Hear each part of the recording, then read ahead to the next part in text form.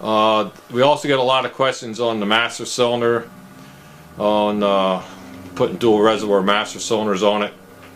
If you're just fixing this Jeep and going to run it like an antique car, go for ice cream with it or whatever, and you got a Jeep and you restore it, anytime I ever got an old Jeep from anybody, I always went over the whole brake system, put all new metal lines on, hoses, wheel cylinders, master cylinder and stuff. And like there's one Willie's truck that I have, we've been running this thing for probably 15 years and still the brakes are fine on it. And you know, and we never had a blowout on a thing.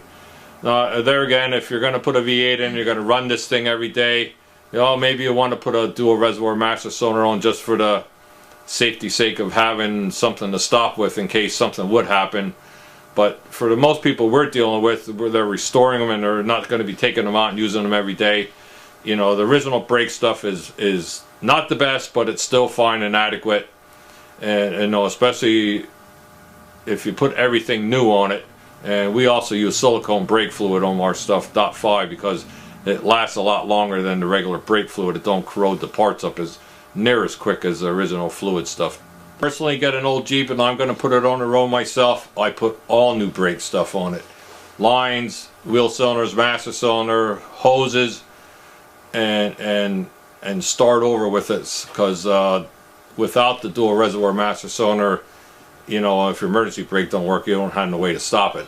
But you know, with everything new on it, I never had a problem with blowing out brakes. And years ago when we did a lot of four-wheeling and stuff, we still had the original brakes on my old 2A, raced it and everything else, and never had a brake problem with it because I had everything new on it. You know, if you get an old Jeep and it sat around for 20 years, none of the brake stuff is going to be any good on it, no matter what you think.